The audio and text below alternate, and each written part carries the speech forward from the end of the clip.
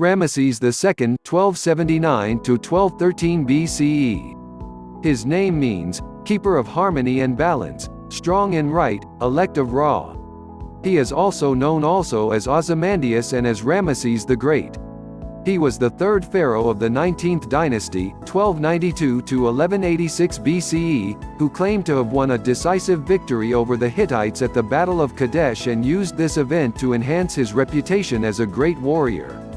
In reality, the battle was more of a draw than a decisive victory for either side, but resulted in the world's first known peace treaty in 1258 BCE. Although he is regularly associated with the pharaoh from the biblical book of Exodus, there is no historical or archaeological evidence for this whatsoever. Ramesses lived to be 96 years old, had over 200 wives and concubines, 96 sons and 60 daughters, most of whom he outlived. So long was his reign that all of his subjects, when he died, had been born knowing Ramesses as pharaoh, and there was widespread panic that the world would end with the death of their king. He had his name and accomplishments inscribed from one end of Egypt to the other, and there is virtually no ancient site in Egypt which does not make mention of Ramesses the Great. Early life and campaigns.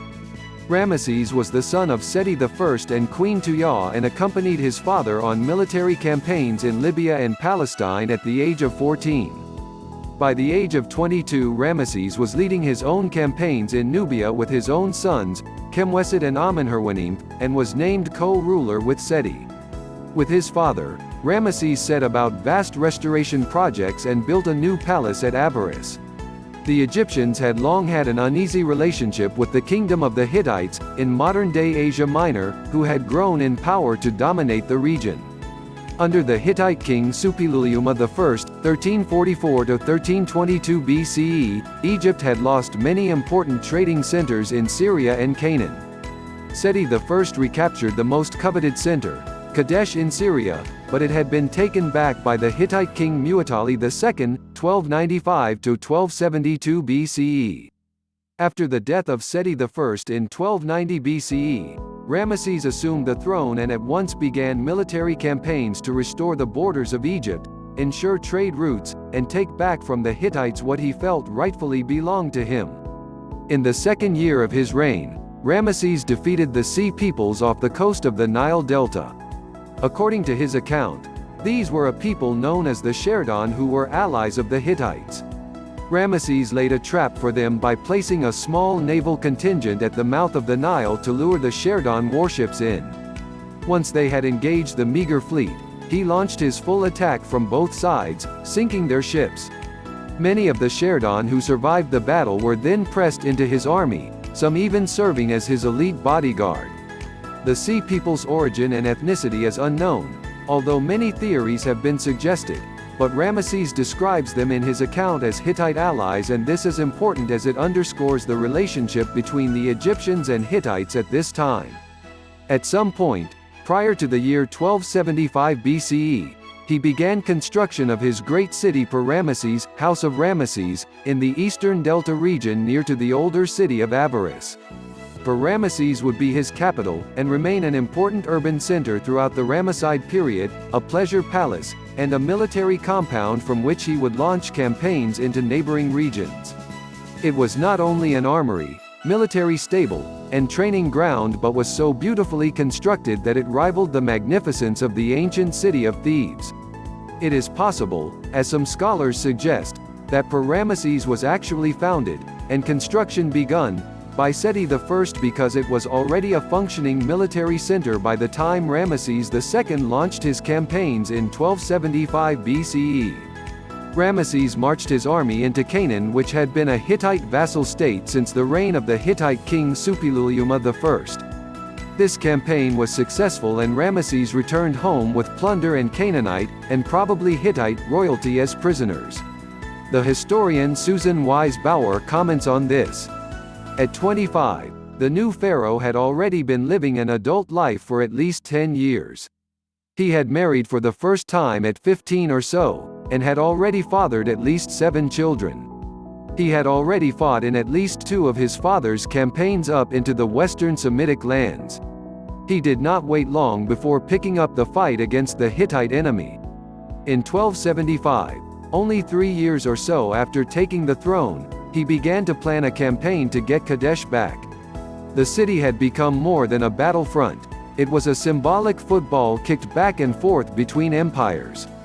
Kadesh was too far north for easy control by the Egyptians, too far south for easy administration by the Hittites. Whichever empire claimed it could boast of superior strength. 247. In late 1275 BCE, Ramesses prepared his army to march on Kadesh and waited only for the omens to be auspicious and word from his spies in Syria as to the enemy's strength and position.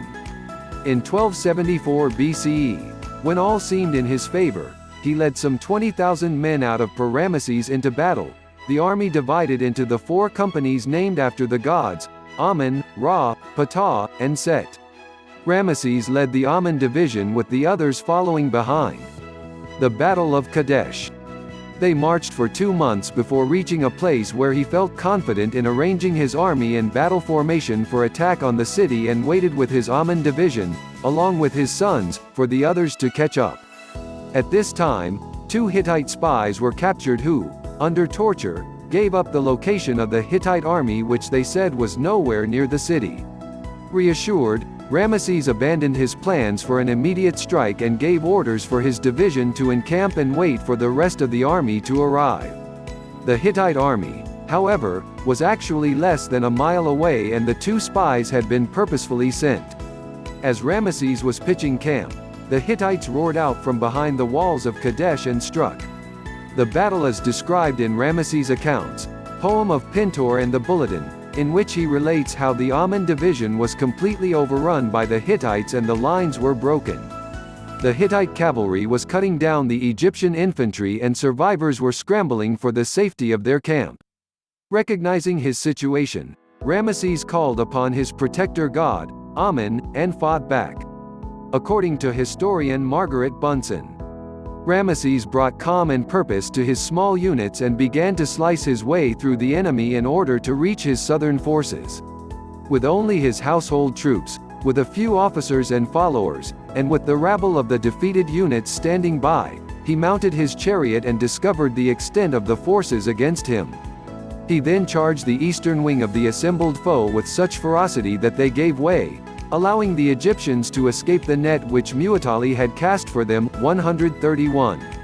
Ramesses had only just turned the tide of battle when the Ptah division arrived and he quickly ordered them to follow him in the attack. He drove the Hittites toward the Orontes River, killing many of them while others drowned trying to escape. He had not considered the position his hasty charge might place him in, however, and was now caught between the Hittites and the river. All Mu'tali II needed to do to win at this point was to send his reserve troops into battle and Ramesses and his army would have been destroyed. Yet, for some reason, the Hittite king did not do this. Ramesses rallied his forces and drove the Hittites from the field. He then claimed a great victory for Egypt in that he had defeated his enemy in battle, but the Battle of Kadesh nearly resulted in his defeat and death. According to his own reports, it was only owing to his own personal courage and calm in battle, and the goodwill of the gods, that he was able to turn the tide against the Hittites. Ramesses immortalized his feats at Kadesh in the Poem of Pintor and the Bulletin, in which he describes the battle as a dazzling victory for Egypt, but Mu'tali II also claimed victory in that he had not lost the city to the Egyptians. The Battle of Kadesh led to the first peace treaty ever signed in the world between Ramesses II of Egypt and Mu'tali II's successor, Hattusili III, died 1237 BCE, of the Hittite Empire. After the Battle of Kadesh, Ramesses devoted himself to improving Egypt's infrastructure, strengthening its borders, and commissioning vast building projects commemorating his victory of 1274 and his other accomplishments. Ramesses as Pharaoh of Exodus. Although Ramesses has been popularly associated with the pharaoh of the biblical book of Exodus, there is absolutely no evidence to support this claim. The association of the name Ramesses with the unnamed pharaoh of Egypt in the Bible became quite common after the success of Cecil B. DeMille's film The Ten Commandments in 1956.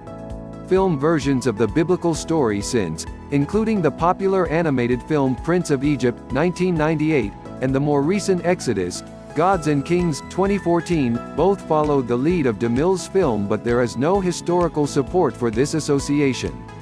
Exodus chapter 1 verse 11 and 12:37 as well as Numbers chapter 33 verse 3 and 33-5 all mention Ramesses as one of the cities the Israelite slaves labored on and also the city they departed Egypt from.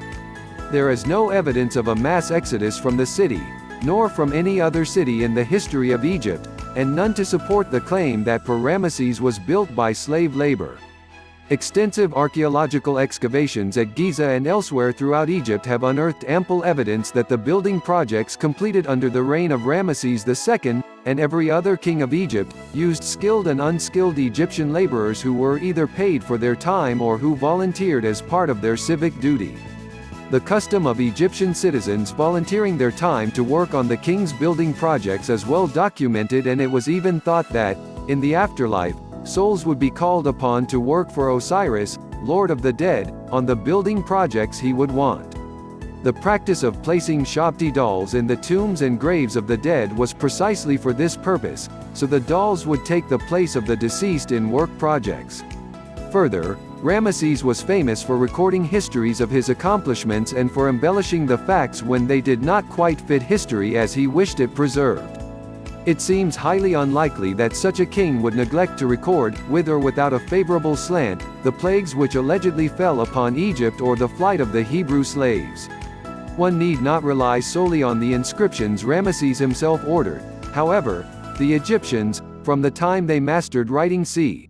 3200 BCE, kept very extensive records, and none of them even hint at a large population of Hebrew slaves in Egypt, much less their mass exodus.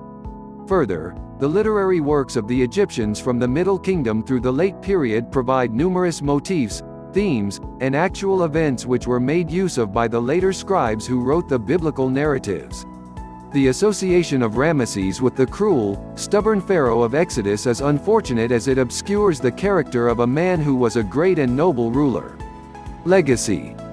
The reign of Ramesses II has become somewhat controversial over the last century, with some scholars claiming he was more of a showman and a propagandist than an effective king, and others arguing the opposite. The records of his reign, however, both the written and the physical evidence of the temples and monuments, argue for a very stable and prosperous reign. He was one of the few rulers to live and rule long enough to take part in two Heb-est festivals which were held every 30 years to rejuvenate the pharaoh. He secured the country's borders, increased its wealth, and widened its scope of trade, and, if he boasted of his accomplishments in his inscriptions and monuments, it is because he had good reason to be proud. Ramesses the Great's mummy shows that he stood over 6 feet in height with a strong, jutting jaw, thin nose and thick lips. He suffered from dental problems, severe arthritis, and hardening of the arteries, and, most likely, died from old age or heart failure.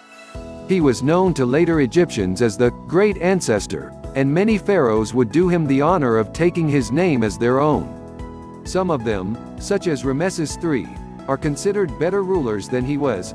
None of them, however, would surpass the grand achievements and glory of Ramesses the Great in the minds and hearts of the ancient Egyptians.